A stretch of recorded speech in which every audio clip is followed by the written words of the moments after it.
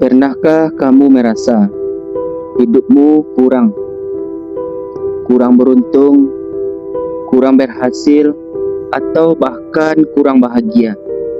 Tapi, bagaimana jika sebenarnya yang kurang bukanlah apa yang kita miliki, melainkan rasa syukur kita?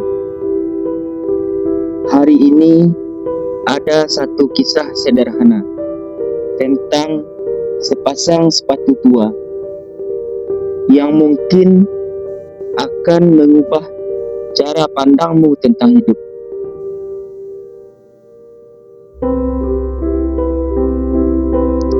Di sebuah desa kecil yang jauh dari hiruk-pikuk kota, hiduplah seorang pria tua bernama Pak Rahman.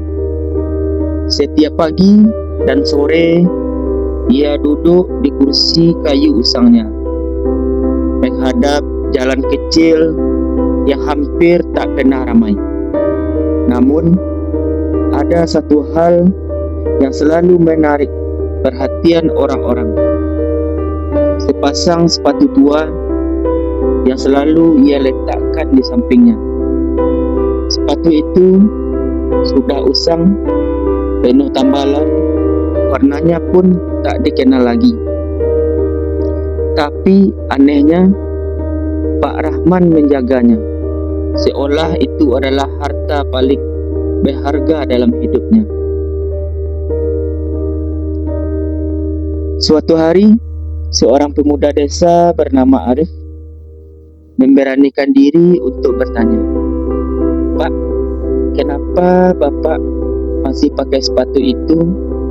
Bukannya sudah tidak layak?" Pak Rahman tidak langsung menjawab. Ia hanya tersenyum dan menatap sepatu itu lama, seolah sedang melihat sesuatu yang tak bisa dilihat orang lain. "Menurutmu, ini hanya sepatu biasa ya, Nak?" "Iya, Pak.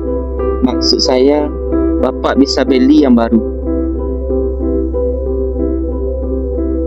Pak Rahman tersenyum lebih dalam lalu berkata dengan suara pelan,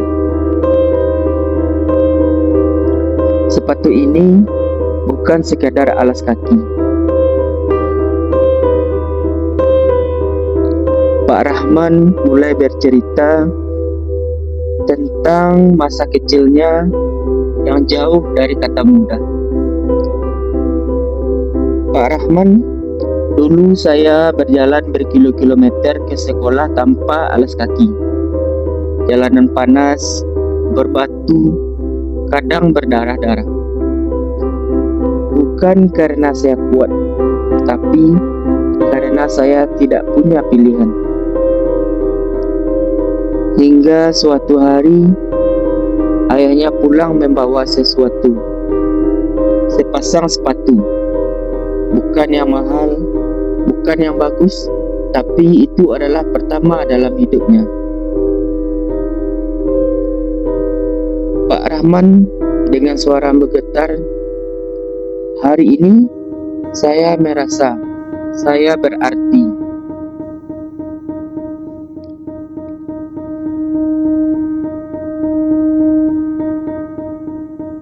Sepatu itu menjadi teman setianya, menemani langkahnya mencari pekerjaan, menemani jatuh bangunnya kehidupan. Bahkan saat ia kehilangan orang-orang yang ia cintai. Ketika hidup terasa berat, saya milih lihat sepatu ini. Dan saya ingat saya pernah bertahan sejauh ini.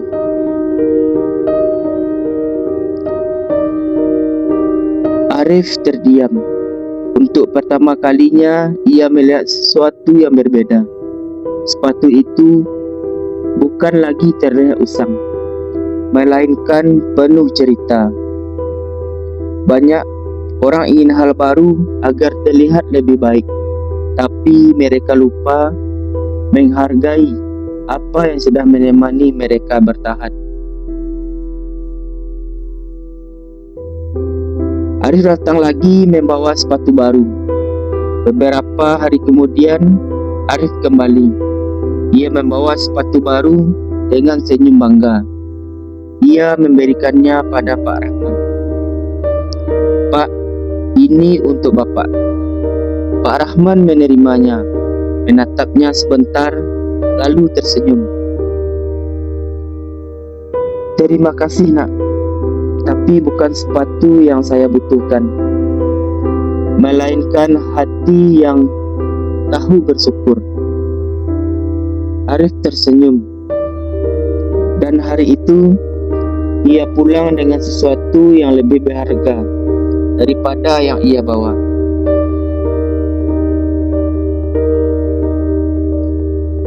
Kadang kita terlalu sibuk mengejar yang baru, hingga lupa menghargai yang sudah ada.